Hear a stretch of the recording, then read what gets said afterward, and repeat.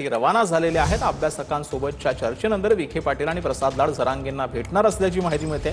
अभ्यासकांसोबतची जरांगेंची बैठक सकारात्मक झाल्याची सूत्रांची माहिती। जरांगे उपोषण मागे घेणार का याकडे आता सगळ्यांचं लक्ष लागलं।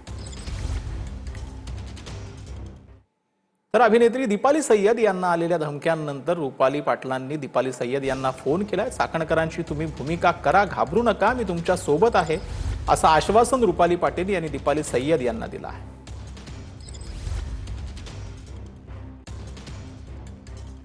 तर अजिबात घाबरू नका, आम्ही सगळ्या महाराष्ट्रातल्या, जरी आपला पक्ष वेगळा असला, एक तुम्ही अभिनेत्री म्हणून आम्ही सगळ्या तुमच्या सोबत आहोत। आणि तुम्हाला जे काही कोणी सांगितलं असेल गोळी बिळी घालतो, तर तुमच्या आधी आम्ही गोळ्या आमच्या अंगावर घेतो, मग तुमच्याकडे येतील, काळजी करू नका।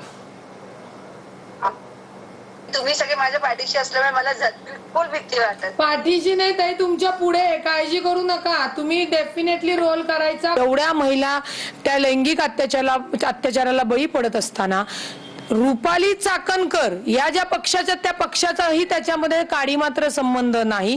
याला संपूर्ण जबाबदार वैयक्तिक रुपाली चाकणकर आहेत। त्याच्यामुळे जर याच्यावर कोण पिक्चर काढत असेल आणि त्याला जर धमक्या येत असेल तर हे आम्ही चालून घेणार नाही। सुरक्षा देणे, त्यांच्या सोबत उभं राहणे हे आमच्यासारख्या महिला नेत्यांचं काम आहे। तर पिंपरीतील विषारी दारू पिऊन मृत्यू झाल्याचं प्रकरण समोर आलेलं होतं। मृतांच्या कुटुंबियांना सरकारकडून 5 लाखांची मदत देण्यात येणार आहे असं गिरीश महाजनांनी म्हटलंय। महापालिकेनंही 1 लाखांची मदत आधी जाहीर केल्याचं महाजनांनी म्हटलं। मुख्यमंत्री महोदयांनी सांगितलं की प्रत्येकाला 5-5 लाख रुपये। खरं म्हणजे आता हे कधी भरून न निघणारं नुकसान आहे, पण त्यांना थोडा सहारा म्हणून, आधार म्हणून त्यांना 5-5 लाख रुपये मुख्यमंत्री सहाय्यता दिले जाणार आहेत। 1-1 लाख रुपये महापालिकेने त्या ठिकाणी त्यांना दिलेले आहेत। या ठिकाणी महापालिकेकडून आमचे आमदार आहेत, त्या ठिकाणी त्यांनी सांगितलं की ज्या पद्धती असेल तसं क्वालिफिकेशन बघून किंवा कसं जसं असेल तसं रोजीरोटी चालण्यापुरतं त्यांना नोकरी महापालिकेमध्ये आम्ही त्या ठिकाणी त्याचा सामावून घेणार आहोत।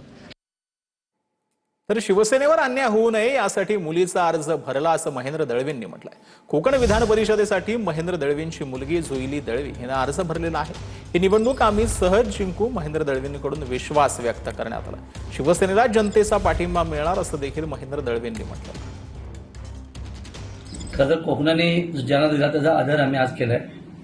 शिवसेना सर्वाधिक मोठा पक्ष आज कोकणामध्ये आहे आणि 3 जिल्ह्यांचे हे समीकरण आहे, त्याच्यामुळे संख्याबळ आमचं जास्त असल्या कारणाने मला पहिलं वाटत होतं बरेचसे चिरंजीव भरतील किंवा पक्षाचे अनेक वेळे कार्यकर्ते भरतील, पण आम्ही औपचारिक फॉर्म भरून ठेवला आहे। पक्षाकडे मागणी केली आहे की आपला जनाधार जास्त असल्या कारणाने आपल्या शिवसेना पक्षाला तिकीट मिळालं पाहिजे। 1 तारीख शेवटचा दिवस आहे आणि माझ्या कन्येने आज फॉर्म भरला आहे आणि मला असं वाटतं ही लढाई आम्ही सहज जिंकून आणू।